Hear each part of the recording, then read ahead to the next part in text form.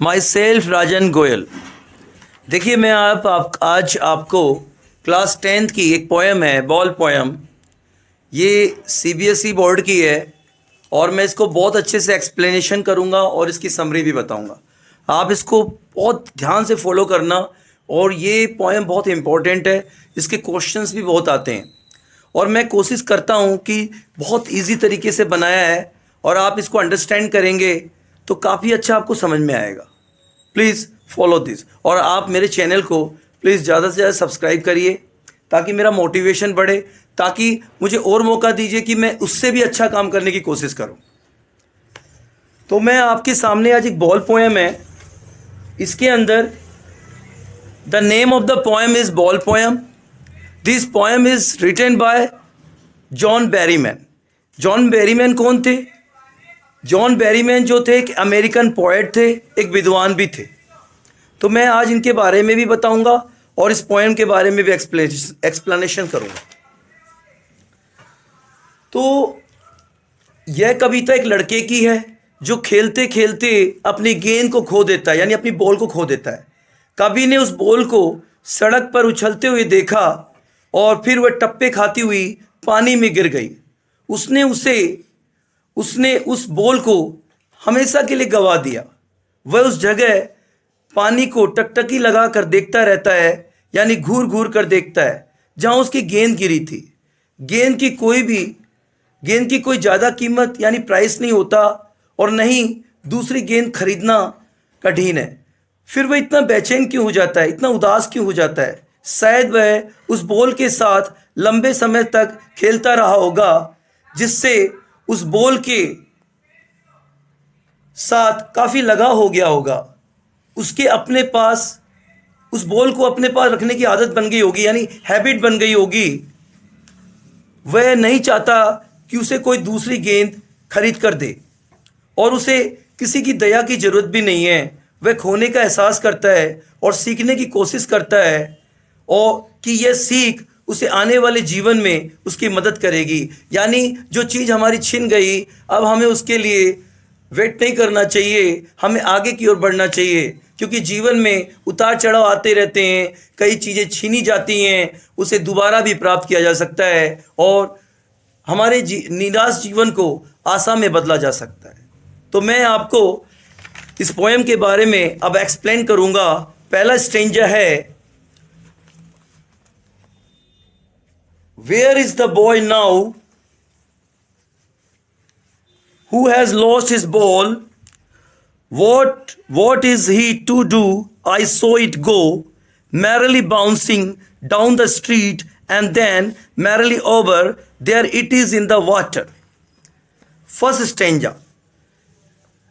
The ball poem के poet John Berryman हैं, जो कि एक अमेरिकन पोएट हैं, एक विद्वान भी हैं। यहाँ पर जॉन बैरीमैन एक लड़के को लगातार देखते हैं कि एक लड़का जिसकी बॉल खो गई है वह उदास हो जाता है, वह एकदम से सैडनेस हो जाता है। अब वह क्या कर सकता है? वह बॉल सड़क पर टप्पे खाती हुई यानी बाउंसिंग करती हुई जल्दी जल्दी वो बॉल खुशी से उछलती हुई फिर सड़क पर एक गहरी नदी में गिर जाती है और उसे लगता है कि उसने अब बॉल सदा के लिए खो दी है। ये फर्स्ट स्टेंजा का मीनिंग था। Second stanza, No use to say, oh, there are other balls. An ultimate second grief fixes the boy as he strained, rigid, trembling, staring down all his young days into the harbor where his ball went. यहाँ second stanza में John Berryman कहते हैं, यह कहने से कोई फ़ायदा नहीं है, अरे दूसरी गेंद भी है, वह और नई गेंद खरीद सकता है। ये कहने का कोई मतलब नहीं है। एक परेशान कर देने वाला गहरा चरम दुख उस लड़के को कठोर बना देता है, यानी रिजिड बना देता है। वह कठोरता से कांपते हुए अपने बचपन के दिनों को याद करता है और उस हार्बर बंदरगाह की तरफ घूर घूर कर देखता है। बंदरगाह क्या होता है? बंदरगाह वो जगह होती है जहाँ शिप्स आकर रुकते हैं, जहाँ पर उसकी गेंद चली गई थी। यहाँ पर उसके यंग डेज चले गए हैं, अब वह एडल्ट हो गया है। अब उसे अपना भला बुरा समझने की पावर भी है। उस बॉल के साथ अब उसकी यादें जुड़ी हुई हैं। या जॉन बैरीमैन कहते हैं कि सांसारिक वस्तुओं के खोने पर हमें दुख नहीं करना चाहिए एवं इनसे ज़्यादा लगाव नहीं रखना चाहिए। यदि एक वस्तु खो भी जाए तो दूसरी प्राप्त की जा सकती है। जीवन में कठिन परिस्थितियाँ सर्कमस्टेंसेस आने पर भी हमें उदास होकर नहीं बैठना चाहिए। हमें जीवन में आगे बढ़ने का प्रयास यानी प्रयत्न करनी चाहिए, यानी कोशिश करनी चाहिए। Third stranger, I would not intrude on him a dime. Another ball is worthless now. He senses first responsibility. In a world of possessions, people will take balls. Balls will lost always, little boy, and no one buy a ball back. Money is external. यहाँ पर John Berryman उस लड़के के विचारशील रहने के दौरान, यानी वो कुछ सोचता रहता है, तो यहाँ पे जॉन बेरीमैन कहते हैं कि मैं उसके किसी काम में दखल नहीं दूंगा। 10 सेंट की दूसरी गेंद उसके लिए बेकार है। यानी ये मनी, ये करेंसी है। 10 सेंट क्या है? ये फॉरेन करेंसी है कि 10 सेंट में दूसरी गेंद खरीदी जा सकती है। वही संसार में पहली बार रेस्पॉन्सिबिलिटी को महसूस करता है, अर्थात गेंद इतने लंबे समय तक उसके अधिकार में यानी उसके पोजीशन में रही, यानी कब्जे में रही, इसलिए उसे इस गेंद से काफ़ी लगाव हो गया। इसका प्रथम एहसास उसे इस गेंद के खोने पर हुआ। कभी उस छोटे लड़के को सलाह देता है कि लोग गेंद खरीदेंगे, गेंद खोएगी, परंतु कोई भी दोबारा दूसरी गेंद यानी दूसरी बॉल नहीं खरीदेगा, क्योंकि धन तो एक्सटर्नल चीज़ है, बाहरी वस्तु है। धन से नई वस्तु खरीद सकते हैं, किंतु खोई वस्तु से उसे काफ़ी लगाव था। वह लगाव नई वस्तु से नहीं हो सकता। पोएट कहता है कि जीवन में बहुत सी वस्तुएं प्राप्त होंगी, परंतु कभी कभी उन वस्तुओं को खोना भी पड़ेगा। उन चीज़ों के प्राप्त होने पर उनसे मोह नहीं लगाना चाहिए, न उनके खोने पर हमें दुखी नहीं होना चाहिए। यानी हमारी कोई अचीवमेंट हो या हमारी कोई प्रिय वस्तु हो एवं हमारी कोई प्यारा फैमिली मेम्बर छोड़कर चला जाए, पर हमारी फेवरेट चीज़ें छूट जाएं, तब भी हमें निराश होकर नहीं बैठना चाहिए। हमें निरंतर जीवन को आगे की ओर अग्रसर करना चाहिए, लेकर जाना चाहिए।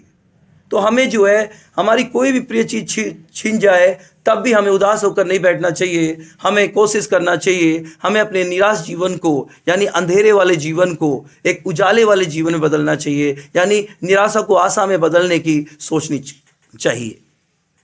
Fourth stanza, he is learning well behind his disparate eyes the epistemology of laws, how to stand up. Epistemology क्या होता है?